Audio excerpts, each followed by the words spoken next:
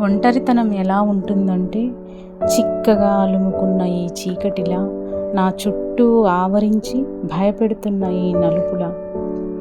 చీకటిని 2 విధాలా నిర్వచించుకున్నాను. ఒకటి భయపెట్టే నల్ల చీకటి, 2 అంతే భయపెట్టే తెల్ల చీకటి. రెండింటిలోనూ ఉన్నది ఒక్కదాన్నే కదా, అందుకు 2 ఒకటే ఒంటరితనంలో. చీకటి ఎంత అలవాటైందంటే, ఇంత చీకట్లో ఫ్రిడ్జ్ ఎక్కడ ఆసీనమైందో తెలుస్తోంది, టీవీ ఎక్కడ కొలువైందో కనిపిస్తుంది. ఇప్పుడే లైట్ వేశానా, కొంతసేపు ఈ గదిలో అక్కడక్కడ కూర్చున్న వస్తువులన్నీ మాట్లాడతాయి, కానీ కొద్దిసేపే, తర్వాత మౌనమే. ఈ మిక్సీ నిశ్శబ్దాన్ని భంగం చేస్తుంది.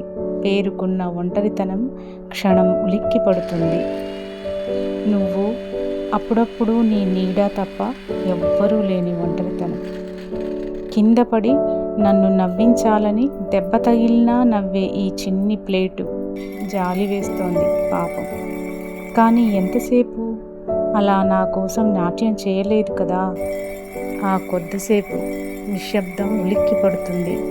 ఒంటరితనం వెనక్కి తగ్గి యథాస్థానానికి వస్తుంది. ఎందుకు ఇలా జరుగుతుంది? నా ఒక్కదానికేనా? ఒంటరిగా జీవితాలను లాక్కొస్తున్న అందరికీనా? ఎండకి భగభగ మన్న రూమ్ వాతావరణాన్ని ఏసీ చల్లబరుస్తూ సేవ చేస్తూనే ఉంది రాత్రంతా.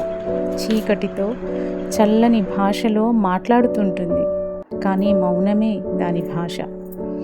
ఒంటరితనం చుట్టూ పరుచుకున్న మౌన భాషలు, అన్నీ చూస్తున్నట్లుగా ఉండే వస్తువులు, పరికరాలు, వినిపించని మాటలు.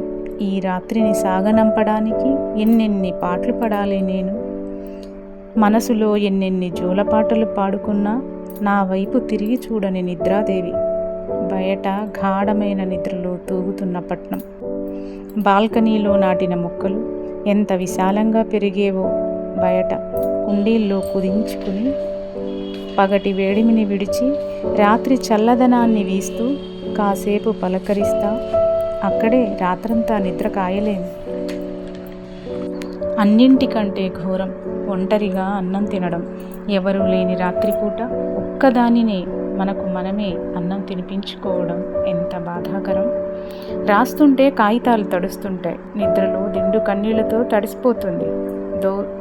దోస్తులు దస్తీలు కన్నీళ్లతో తడిచి ఉండవచ్చు. ముద్ద తినబోతున్నప్పుడు వెక్కెక్కి పడేయించిన ఒంటరితనం. నీ అన్నం పళ్ళెంలో అన్నం కూరలతో పాటు కన్నీళ్లు రాలి పడుతున్నప్పుడు, అప్పుడు ఎంతెంత ఒంటరితనాన్ని నువ్వు ముద్దలుగా తినిపించుకుంటున్నావో అర్థమైనప్పుడు, ఒంటరితనం నువ్వెంత ఇరుక్కుపోయావో, మునిగిపోయావో పళ్ళెంలో కన్నీటి చుక్కలు నిన్ను నిర్వచిస్తున్నప్పుడు, నువ్వు ఒక్కదానివేనని వెక్కిరిస్తున్నప్పుడు, అవును, ఈ రాత్రి త్వరగా తోసిపడేయడానికి ఇంకా ఎన్నెన్ని కన్నీళ్లని చిందించాల్సి ఉంది, ఖర్చు చేయాల్సి ఉంది. ఈ రాత్రికి 2 పనులున్నాయి. ఈ రాత్రిని ఒకే ఒక్క మనసుతో 2 చేతులతో అటువైపుగా తోయడం, అదే మనసుతో 2 చేతులతో వెలుతురును ఇటువైపుగా లాక్కోవడం.